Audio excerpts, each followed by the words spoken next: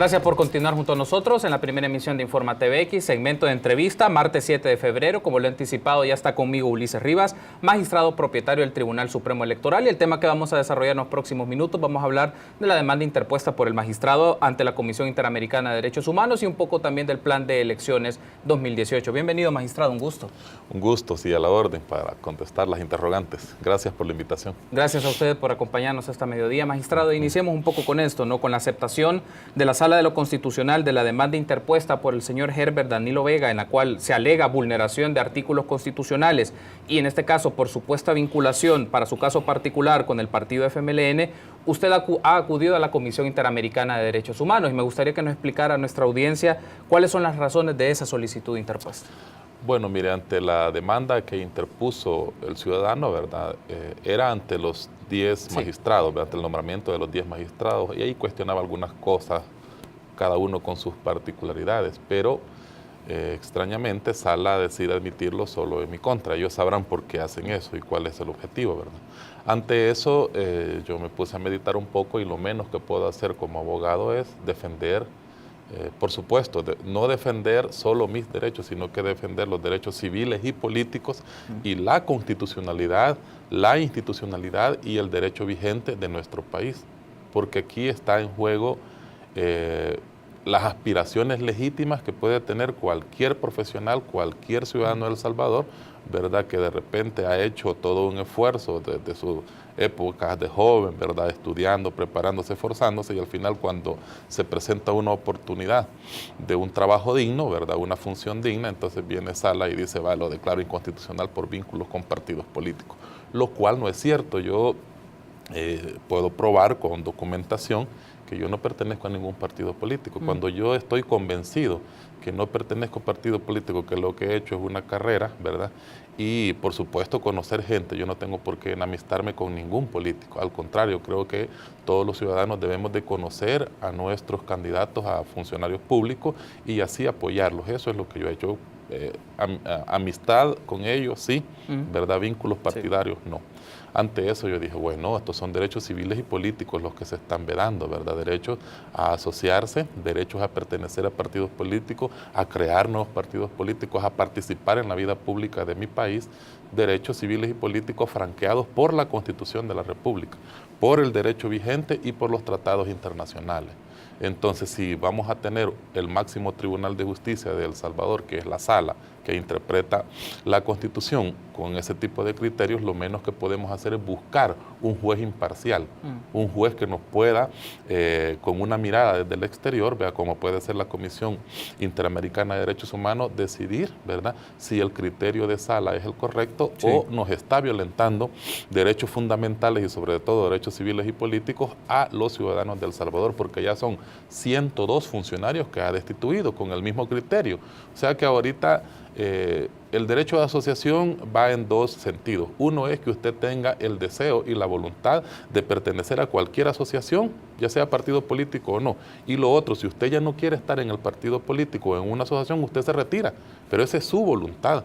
Entonces ahora resulta que en el país, por decisiones de Sala, dice, tiene vínculos partidarios, esté o no afiliado, ellos dicen tiene vínculos partidarios y lo dejan para siempre ahí. O sea que todos estos funcionarios, ¿verdad? Si utilizamos un poco la lógica, todos estos funcionarios que han sido destituidos por la Sala, ellos estarían vedados a aspirar a otras cosas. Igual todo aquel que se ha inscrito a un partido político y se ha desafiliado. Entonces yo creo que ese criterio no es correcto porque violenta con principios constitucionales. Entonces, ¿qué es lo que hay que hacer? Hay que defender la Constitución, hay que defender las leyes, hay que defender los postulados de los tratados internacionales y rescatar la Sala de lo Constitucional como máxima intérprete de la Constitución. En ese sentido, yo fui a la Comisión Interamericana y bueno, mira, aquí vengo, presento mi caso, no es solo el mío, ya hay otros 3, 4 presentados en la comisión y según me comentan algunos amigos, van a ir otras personas también a acudir a la Comisión Interamericana. En mi caso, lo que yo he solicitado es medidas cautelares. ¿A qué se refiere con esas medidas cautelares? Las medidas cautelares son simples, se le pide a la comisión para que la comisión estudie el caso y se encuentra que puede haber alguna violación a derechos humanos, entonces la comisión le pide al Estado salvadoreño, ¿verdad?, que proteja los derechos fundamentales de esa persona, en el caso de civiles y políticos, ¿verdad? Y específicamente a la Sala que desista de conocer mientras la comisión decide si existen o no violaciones de derechos humanos. Claro, hay que estar conscientes y seguros que si la configuración constitucional de la sala cambia, entonces yo estoy dispuesto, ¿verdad?, a someterme al procedimiento. Quiere decir que es configuración constitucional. Ahorita son 5 magistrados los que la conforman, sí, pero creo que 4 de ellos tienen alguna especie de, no sé, odio político, revancha hacia la gente que participa en la política, y todo aquel que se acerca a los partidos políticos, ellos le tienen así como, no sé, una especie de no simpatía, digamos, y lo declaran inconstitucional. Entonces, ante eso, yo creo que lo que hay que hacer es que otra configuración constitucional conozca el fondo del asunto, que realmente vea si ese criterio está bueno o está malo.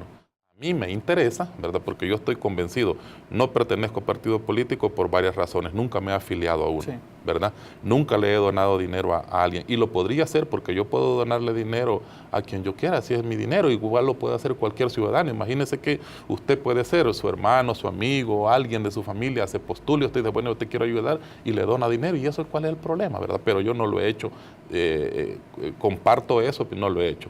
Tampoco he hecho campaña con ningún partido político y tampoco he participado en reuniones estratégicas de partido político alguno. Entonces, sí conozco a muchos de ellos, ¿verdad? Entonces, bajo ese sentido, digo, lo que hay que hacer es una defensa de la Constitución en este caso. Yo ya solicité internamente, además de acudir a la Comisión Interamericana para que intervenga y estudie este caso, porque ya son 112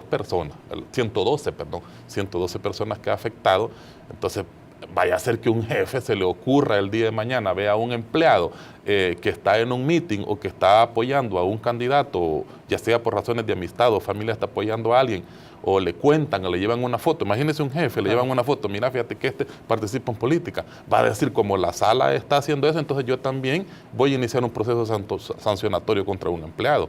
Entonces yo creo que estamos llegando a absurdos, ¿verdad?, de parte de la sala, que no, y de eso ya hay una resolución.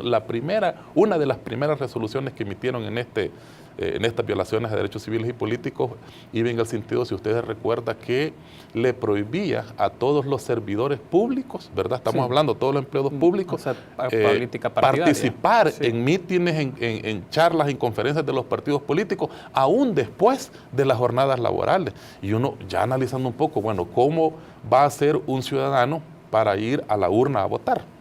¿Cómo va a ser un ciudadano? Informándose. ¿Por qué? Porque no somos robots para ir a una urna a marcar papeletas, ya sean banderas o rostros de candidatos. Nosotros tenemos que informarlos cuáles son las mejores propuestas electorales, cuáles son las mejores propuestas o planes de trabajo en caso de ser electo de estos candidatos, ¿verdad? Y cuál es la ideología política que estos predican. Sí. Y yo entiendo, pues, que los medios de comunicación están para divulgar aquellas grandes campañas, pero en un spot de 2-3 minutos, que es lo que alcanzan a durar los comerciales, ¿verdad?, o 5 minutos, o lo que se publica en los medios de comunicación, en las redes sociales, muchas veces el ciudadano le queda alguna duda ahí.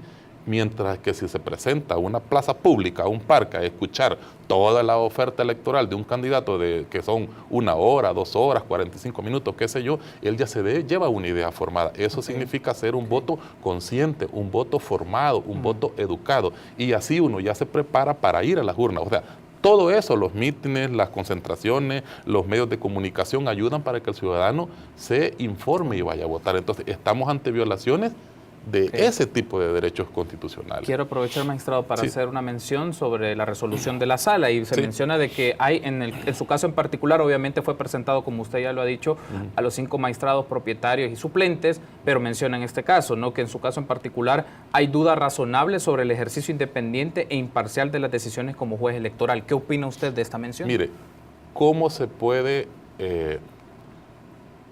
valorar o decir que una persona es imparcial? Con su trabajo, con el trabajo que realiza como funcionario, no hay de otro. Usted, si es bueno o malo como trabajador, eso se valora y se califica con el trabajo. Le voy a contar, en el Tribunal Supremo Electoral, ¿verdad?, un magistrado por sí solo no toma decisiones.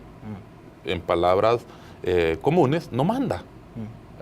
Claro, los empleados no obedecen por el respeto que hay entre magistrados como dirigentes del organismo colegiado y los empleados, ¿verdad? Pero un solo magistrado no puede tomar decisiones. En el tribunal, para tomar decisiones, se necesitan 3 votos en área administrativa y 4 votos en áreas jurisdiccionales. De lo contrario, no se obedece. Por muy presidente puede ser, por muy magistrado, propietario o suplente puede ser, pero uno solo no tiene capacidad de acción. Tiene que acompañarse por 3, y si no por 4. Pero resulta que en el Tribunal Supremo Electoral, la mayoría de resoluciones, yo me atrevería a decir en un 98%, las hemos tomado por unanimidad, los 5 magistrados. Claro que para llegar a esa unanimidad debatimos, discutimos, analizamos el caso, pero al final llegamos a términos, ¿verdad?, consensuados, y decimos, vaya, está bien. Entonces, así hacemos un balance, ¿verdad?, un análisis jurídico, lógico, legal. Entonces decimos, pongámonos de acuerdo y hagamos esto. Entonces, son consensuadas. Los debates, eso es lo que se debe de practicar en los organismos colegiados, y para eso son colegiados, no son decisiones autoritarias de una persona. Entonces, ahí yo le puedo explicar con el 98% de las resoluciones por unanimidad, ¿cuál imparcialidad? Ahora, yo le pongo otro ejemplo. Dicen que puede beneficiar a un partido político y otro. La sanción más alta por no entregar información se la pusimos al partido político que ellos dicen, ¿verdad?, que uno puede beneficiar, ¿verdad?, porque tiene alguna simpatía. Entonces, uno dice, si yo firmé para que sancionáramos con la sanción más alta, valga la redundancia, al instituto político que ellos dicen, ¿cuál parcialidad? Entonces, al contrario, debería de ser, bueno, este los está dañando, ¿verdad?, porque concurrimos todos, ¿verdad? Y fue por una situación de acceso a información. Y así podemos estudiar, pero ¿cómo se va a determinar la independencia de cualquier funcionario público? Con sus actuaciones. Entonces, tiene que investigar sus actuaciones y no lo que dice, ¿verdad?, un ciudadano, porque, y ojo, que lo que ellos dicen, miren, que mi persona apoyó una fórmula presidencial, si es que para eso son las campañas, y si no, ¿para qué se hicieran? O sea, ¿qué sentido tiene hacer campañas electorales para buscar a los mejores hombres y las mejores mujeres para que lleguen a los cargos de dirección del país, a esa función pública? Yo entiendo que eso es, o sea, y si no, que alguien me explique, porque entendí mal todo mi proceso de formación. ¿Para qué se hacen que las campañas? Para informarnos, para saber cuáles son los mejores candidatos. Entonces, y ojo, que ese apoyo que se le dio fue a título de gremio de abogados, no fue a título personal. Y yo no era magistrado, fue en el 2013, y yo he resultado electo magistrado en el 2014. ¿Verdad? Entonces, es más, los mismos magistrados investigaron, hay suficientes pruebas, ¿verdad?, que ellos investigaron, tuvieron más de 60 días, yo les presenté mi hoja de vida con todos mis atestados, y ellos investigaron, y ellos mismos han dicho en corte plena y participaron con sus votos, que dicen, miren, estos 3 magistrados, y mencionan a Polonio Tovar, a Germán Rivera y a este servidor, Ulises Rivas, y dicen, ellos cumplen con todos los requisitos constitucionales y además no pertenecen a partidos políticos. Entonces, ¿por qué en el 2013 dijeron una cosa y ahora están presumiendo otra? Tengo que hacer una pausa, pero antes me gustaría cerrar solo con esta pregunta, magistrado Rivas. Sí. La sala le confiere a usted también la audiencia, que usted pueda tener una audiencia ante los magistrados. ¿Ha ocurrido ya esta audiencia? ¿Qué pasó? ¿O usted decidió no hacerlo porque llevar el mecanismo ante la Comisión Interamericana? No. Vamos a ver, ellos publicaron en Twitter, yo estoy siguiendo las reglas que la sala ha configurado.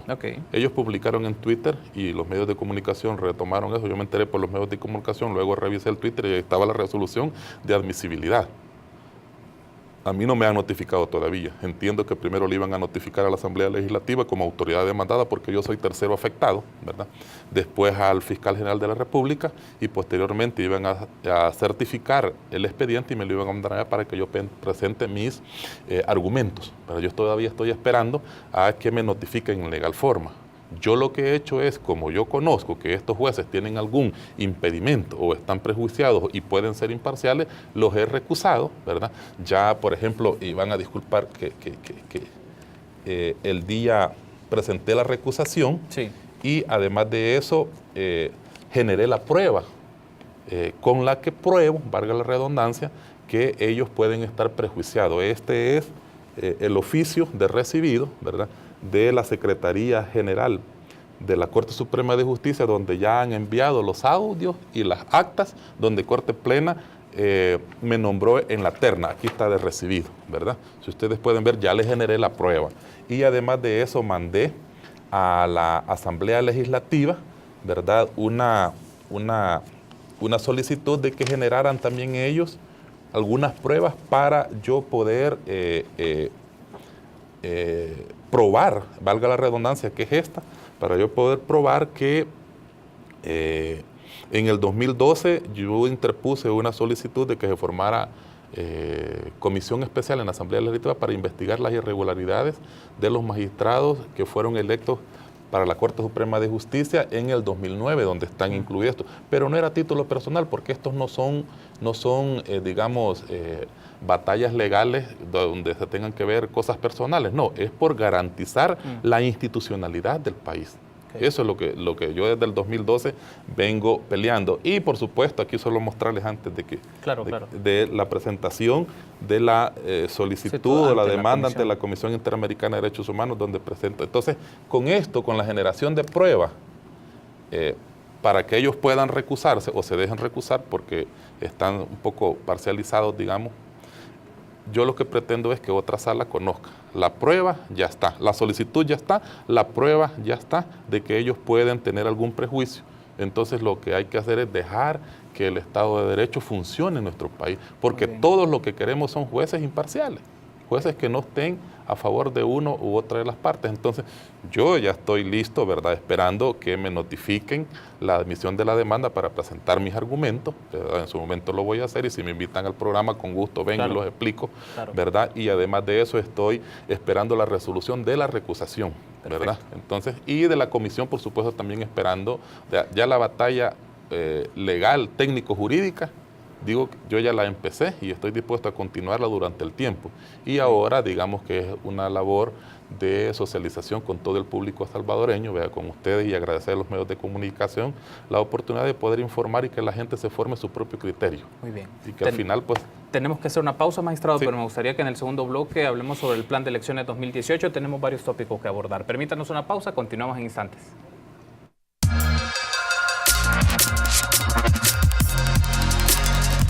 Continuamos con el segmento de entrevista de Informa TVX, emisión del martes 7 de febrero. Me acompaña Ulises Rivas, magistrado propietario del Tribunal Supremo Electoral. Hemos hablado un poco de la demanda interpuesta ante la Comisión Interamericana de Derechos Humanos, en su caso en particular, por una resolución de la Sala de lo Constitucional de la Corte Suprema. Y ahora vamos a hablar un poco del plan de elecciones 2018. Y uno de los puntos claves aquí es el tema de las elecciones internas de los partidos políticos. Y es directamente para tener su apreciación sobre esto, magistrado. ¿El Tribunal Supremo Electoral en alguna medida le ha permitido a los partidos políticos hacer modificaciones en su reglamento que contrarían las disposiciones de la Sala de lo Constitucional respecto a las elecciones internas? No, mire, nosotros lo que estamos haciendo, es más, el Tribunal Supremo Electoral lo que hace es observar irrestrictamente lo que está regulado en el Código Electoral, la Ley de Partidos Políticos y la Constitución de la República.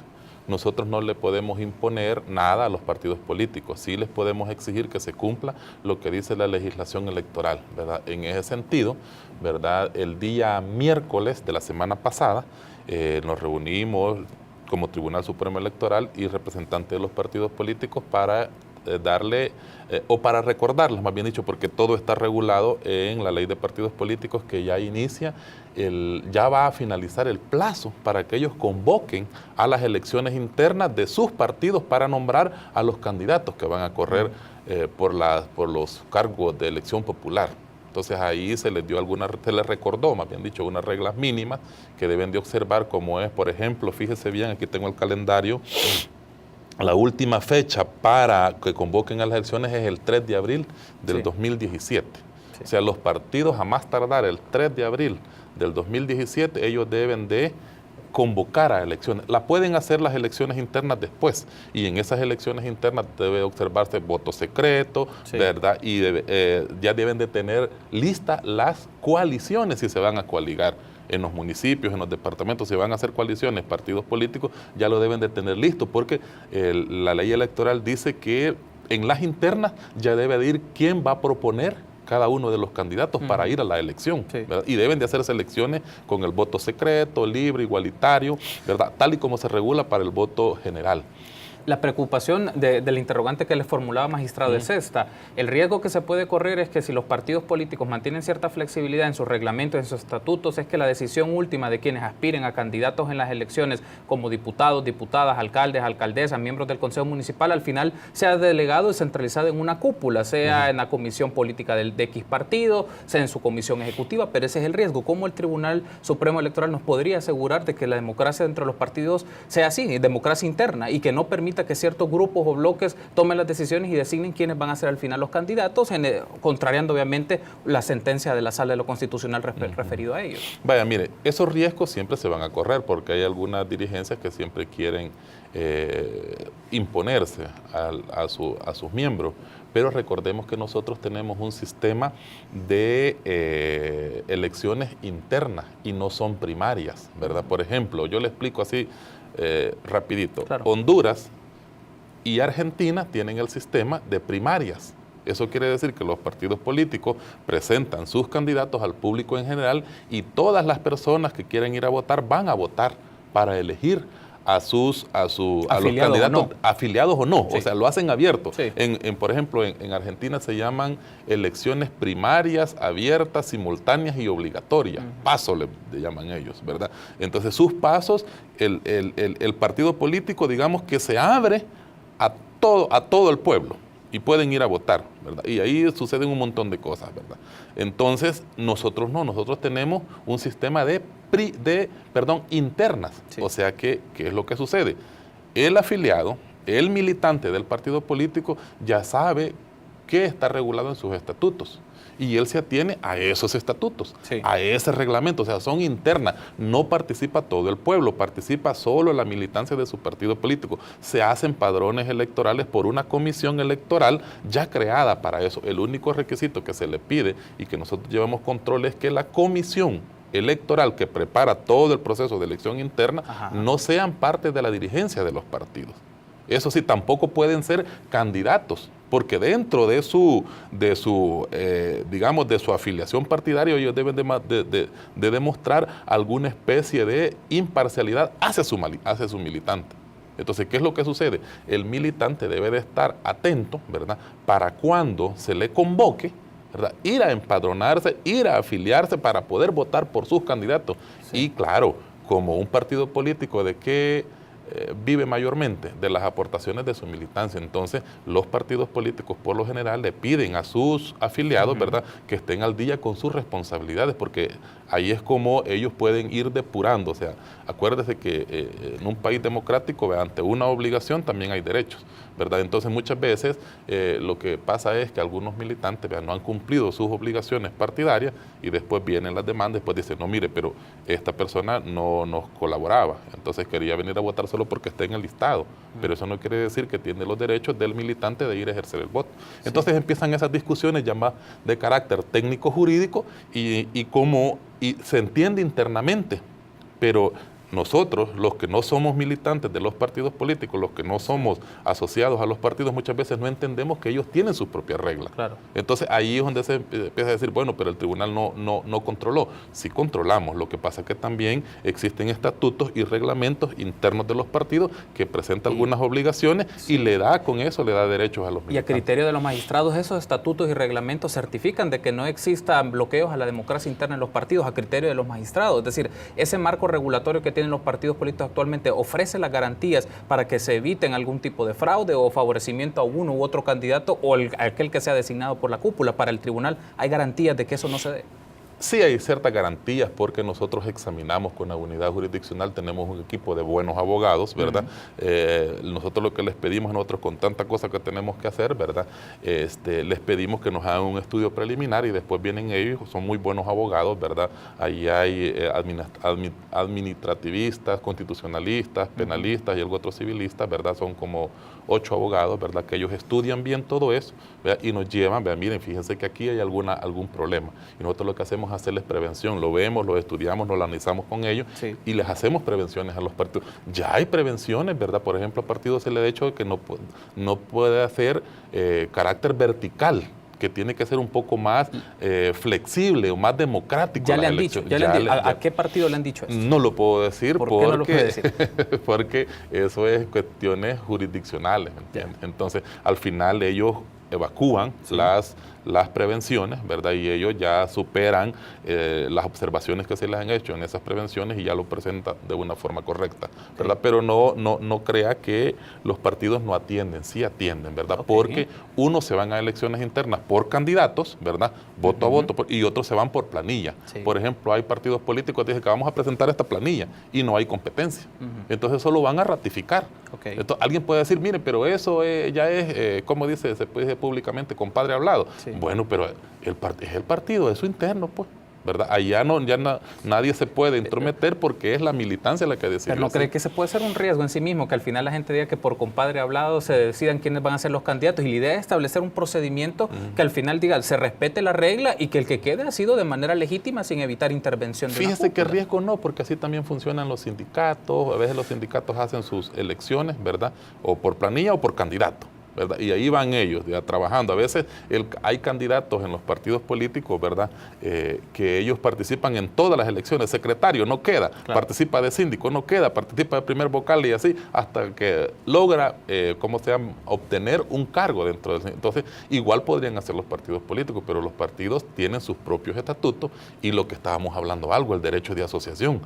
Si a usted le parece la forma en que se dirige ese partido, usted se asocia. Si no le parece, se puede salir, nadie lo obliga, ¿verdad? Si usted se va a inscribir, por ejemplo, usted, imagínese en su pasaje, usted entra a la directiva, cuando no le parece, usted se puede salir y decir, mire, ya no quiero participar. Entonces, ¿qué es lo que sucede? Es la libertad del individuo de estar en eso. Y opciones hay bastantes. Tenemos 10 partidos políticos legalmente inscritos y uno más que yo le deseo la mejor suerte a este partido político para que pueda inscribirse y pueda participar en eso. O sea, opciones hay bastantes. Y si no le parece, 100 personas pueden formar un partido político. Por ejemplo, usted me dice, mire, fíjese que yo tengo ganas de formar un partido político, asesórenme. Con gusto, hombre, con gusto lo hacemos. Pero necesitan miles de votos para poder competir. Ya no los ponen en el mismo 50,000. No por eso, porque va a ser una fuerza política. Pero si una persona dice, es tan difícil que no un partido político, no, se necesitan 100 fundadores. Y de ahí hacer campaña. Y de ahí la gente, ¿verdad?, lo va a apoyar para conseguir 50,000 firmas y poder inscribirse como un instituto político y poder correr. Igual para sobrevivir se le solicitan 50,000 votos. El magistrado presidente Julio Olivos mencionó hace algunos días en una entrevista también de opinión pública que tuvieron o buscaban una reunión con partidos políticos, diputados particularmente, para que les hablara no solo el tema de las elecciones internas, que es de lo que hemos hablado, magistrado, también está un tema en particular que es el financiamiento de los partidos políticos. Hay organizaciones como Acción Ciudadana que han estado insistiendo de que se sepa con claridad quiénes son los financistas de los partidos políticos y que el tribunal, a criterio de ellos, pudo haber hecho un poco más en este caso en particular. Me gustaría tener su valoración sobre esto, en específico sobre el financiamiento de los partidos políticos ante un escenario. Esta organización Acción Ciudadana está pidiendo lo siguiente, que en algún caso el tribunal no les permita inscribir candidatos si no presentan o no proyectan quiénes son los financistas de los partidos. ¿Cuál es su opinión sobre eso? Mire, fíjese que la ley de partidos políticos es relativamente nueva. No tenemos más de 3 años de estar vigente. La ley de partidos políticos no tiene mucha vigencia, entonces se impuso, ¿verdad?, muy bien esa regla de que tenían que ser transparentes y abiertos en sus finanzas. El objetivo primordial, y ahí nadie se opone a eso, es garantizar que los partidos políticos no ingresen dineros ilícitos, que no los penetre el narcotráfico, que no los penetre el crimen organizado. Esa es la premisa principal.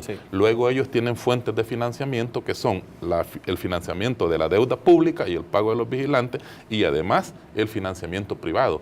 ¿Qué es lo que sucede con los partidos políticos? Como no lo habían hecho antes, ellos digamos que su contabilidad no era la más correcta, ¿verdad? Entonces ellos han tenido que ir aprendiendo y el tribunal también a llevar ese control. Cuando se pidió esa información, los partidos, es una apreciación personal. Claro. Yo creo que ellos tenían un desorden, ¿verdad? Y como no les había exigido nunca eso, tenían un desorden y por eso se dio la confusión. Nosotros tuvimos que pedirle a 2 contadoras, porque nosotros la mayoría somos abogados, 9 somos abogados del organismo colegiado, pedirle a unas contadoras públicas del tribunal que nos ayudaran, ¿verdad? Empleadas, por supuesto, del tribunal, que nos ayudaran, unas muy buenas profesionales, que nos ayudaran a ver todo eso. Y entonces ellas dijeron, miren, fíjense que si necesitamos una información certera, primero lo que tenemos que pedir es el F12, creo que nos dijeron, al Ministerio de Hacienda, que es un formulario donde se detallan todas las donaciones, ¿verdad? Claro. Pero ¿qué es lo que resulta? Que los partidos, ¿verdad? Confundían las cuentas. A ellos, digamos que el Estado le digamos, pongo un número, 3 millones de dólares como deuda pública. Y recogían otros 4 millones de donaciones privadas de toda su gente y todas las donantes que le tenían. Y juntaban esos fondos en una sola cuenta. Y luego lo invertían en sus campañas y en todo lo que tenían. Entonces, para la hora del gasto, no se sabía con claridad de dónde habían tomado, si eran públicos, pero no es que ellos... ¿No cree que no fue tan ingenua la decisión? No. Mire, yo digo lo siguiente, por ejemplo, yo manejo una cuenta de ahorro nada más. Me dan mi sueldo, de repente yo tengo alguna actividad que me genera algún ingreso económico, como por ejemplo dar clases, ¿verdad? Que lo doy después de horas laborales, de 6:40 a 8:10, ¿verdad? Entonces, va a una sola cuenta. Sí. Yo no ando, por ejemplo, esto es lo que me pagan en el tribunal, esto es lo que me paga la universidad, no. Yo agarro y pago mis deudas, pues, ¿verdad? Todo lo que tengo que pagar. Entonces, creo que los partidos, como no había esa regla de dar esa separación, entonces, una de las recomendaciones que les hemos dado a los partidos es, mire, separe. Abra 2 cuentas y luego de ahí usted, ¿por qué? Porque el dinero público, ese sí es, pero así, requisito indispensable que sea transparente, porque son los impuestos de todos nosotros. El privado, verá, lo que tiene que justificar es que no sean dineros ilícitos. Ajá. Eso es, o sea, porque el dinero público no es ilícito, pues es el dinero de todos nosotros que contribuimos con nuestros impuestos, ¿verdad? Sí. Desde que usted compra, qué sé yo, una paleta, ahí le ponen el IVA, ¿verdad? Entonces ese dinero sí debe de ser transparente, pero el otro es un financiamiento. Ahora bien, nosotros nos podemos meter con el financiamiento público, porque somos institución del Estado, pero con el privado, si nosotros observamos alguna ilegalidad, ¿qué es lo que tenemos que hacer?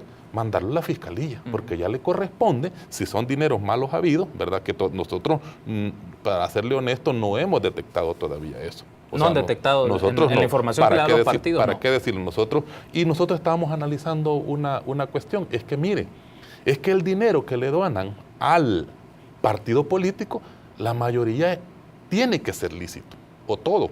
Porque como se deposita en Hacienda y dice fulanito de tal me lo dio, y él después viene y se deduce de los impuestos. Ahora lo que hace falta controlar, y ahí quizás no lo podemos hacer, es las donaciones que reciben ya los candidatos, ¿verdad? Porque un candidato podría, yo creo que todos lo hacen muy bien, ¿verdad? Un candidato podría recibir una donación y no declararla, e invertirla. Y entonces, ¿quién lo va a controlar? Ahí el llamado es a la fiscalía, no al tribunal. Porque ese dinero no sabemos, pero... El Ministerio de Hacienda también. ¿Y cómo si no lo reporta? O buscar cómo se puede auditar. Entiendo porque el rol del tribunal en el tema más jurisdiccional, en esto en particular, que es en el dinero que se recibe y que se reporta. Pero hay otras cosas, nosotros no somos ente investigativo. Claro. El ente investigativo es Fiscalía General de República. Ahí tiene que haber otros avances, pero digamos que ya existe un avance sustancial, ¿verdad? Con la transparencia de los fondos, porque lo que tenemos que cuidar es que los partidos políticos no sean contaminados. Eso es lo que tenemos que cuidar todos y todas, ¿verdad? No otra cosa. Entonces, yo creo que Acción Ciudadana, ¿verdad? Con el respeto que merecen los colegas, porque son abogados los dos, creo, entonces lo que debe de hacer es ir un poquito más allá, porque fíjese bien, yo estaba notando una cosa, los partidos reportan un rubro que es sobre otras fuentes de ingresos, dice. Miren, los partidos políticos, a nadie le extraña que de repente viene y le dice, mira, fíjate que te vendo una tarjeta, es una cena, ¿y cuánto vale? $50, ¿verdad? Entonces uno se queda, qué caro esta cena, ¿verdad? Entonces, y ya hacen sus colectas, o venden, qué sé yo, atoladas, carneados, o venden boletos aéreos, o venden estadías vacacionales para recoger para un candidato, digamos, para hacer sus cosas. Entonces, todo ese dinero, claro, no es ni financiamiento público ni donaciones, entonces ellos lo tienen, o también tienen la costumbre de ir al extranjero, específicamente en Estados Unidos, y la diáspora que está allá, ¿verdad? Hace sus colectas y les patrocina y les da, y entonces ya traen sus, qué sé yo, sus $1,000, sus $10,000, no sé cuánto. Pero ese dinero, ¿verdad? Ellos también tienen que contabilizarlo y encontrar una forma de reportarlo, porque de eso, imagínense, en un meeting, Okay. Porque la ley lo regula. En un meeting alguien le dona $5.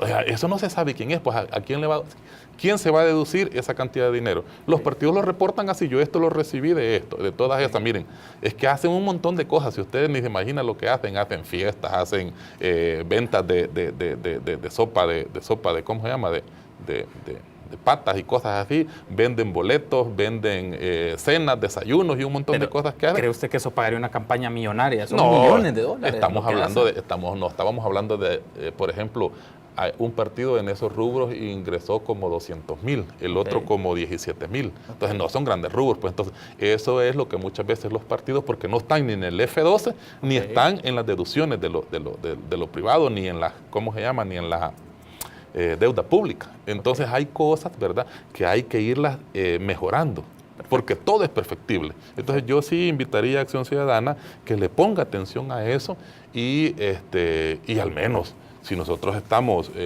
errados en la apreciación, entonces que nos convenzan para hacer mejores mecanismos de control. Magistrado, ha sido un gusto. El tiempo se nos ha agotado, pero gracias. La invitación está hecha para una próxima oportunidad y para que nos siga actualizando cómo va el plan de elecciones 2018. Gracias por haber estado con nosotros, magistrado. Yo le dejo un deber y que lo diga en la noticia.